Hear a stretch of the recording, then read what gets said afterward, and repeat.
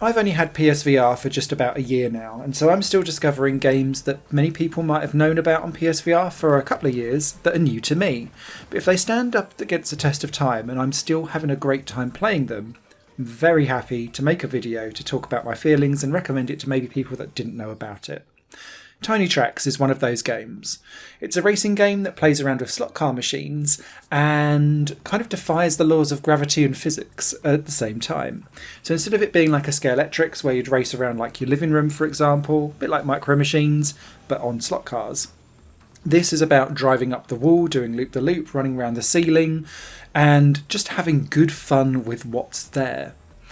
The whole way how you play and go racing is very simplistic, actually, but that's part of the fun because it's in the really tiny mistakes and nuances that you win races with Tiny Trax.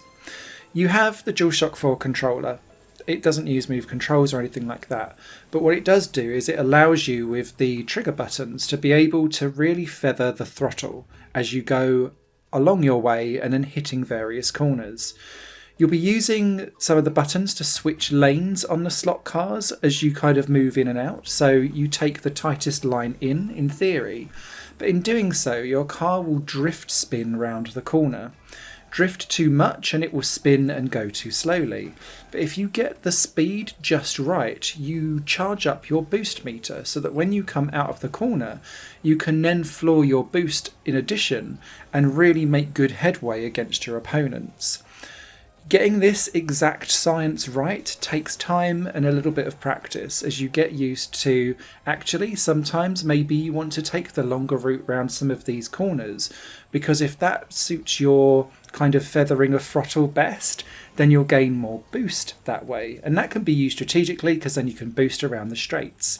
It could be that you actually boost and drift at the same time if you take the extreme outside line, and that allows you to actually get round that corner sometimes just as fast as what people are doing in the slow-mo, but you've had more time to potentially gain more boost. So there's a real alternative tactics as you go around each of these 12 tracks. The tracks themselves are really beautifully put together.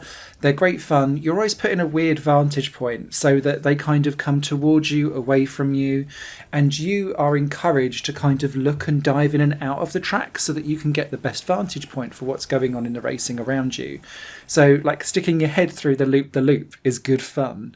Diving underwater and seeing the bit where you dive down onto the ocean floor before popping back up again onto the island is great fun, and the water and everything around you kind of changes how you listen and hear and all of that kind of stuff.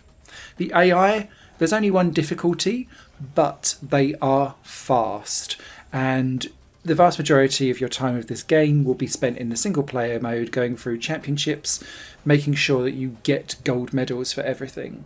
That then unlocks the time trial kind of equivalents where you can then go and play and go for A, trophies, but B, the best times on the scoreboards as you can. There is online for Tiny Trax, but I have to say that the servers are dead. I don't even know if they're still running at the moment. And whilst part of me thinks Tiny Trax is a great game and there is absolutely a non-VR version of a game that could have been made here, especially when you consider what that Mini Motor Racing X had a VR and a non-VR mode, and that worked perfectly fine, and you could kind of choose your place in the track to stand and watch everything go round. Whilst Tiny Trax goes much more into crazy tracks, and that would be a bit more difficult to manage. I'm pretty sure that you could have done a couple of vantage points and maybe a camera panning in and out in certain key places to make a non-VR race in-game available. That would have been fantastic to have 4-player nuts racing on there. I think it would be a party staple. As a VR online experience, unfortunately the community isn't there, but I would be very happy to build some kind of Tiny Trax mini community there, should the servers still be up and running. Now, the other thing that's worthwhile pointing out is that Tiny Trax doesn't offer any kind of car upgrades. Everything plays and handles the same because it's all slot machines. So when you play around with choosing the colour of your car or the style of your car, Yeah, they all look cool, yeah, they all look cute, but they all handle and play exactly the same. So there's no particular preferential style of racing for any of this. I think potentially that was a little bit of a missed opportunity too. Although ultimately what that does do is give everyone an even playing field and no one can have an advantage by one car versus another. Ultimately though, Tiny Trax has me still in 2022, grinning with a smile on my face, having great fun, enjoying the AI battles up against them. They're good fun and they're a good challenge, but also the time trial aspect of it, trying to get faster lap times, working out the little tiny nuances that get you that extra 2 or 3 tenths of a second that can make all the difference between winning and losing. And isn't that what a racing game's all about? Written review will be over on highplanegames.com shortly. Any questions or comments, leave them down below, particularly if you want to get racing online, because I'd love to do a little mini Tiny Trax evening of PSVR racing fun. Take care.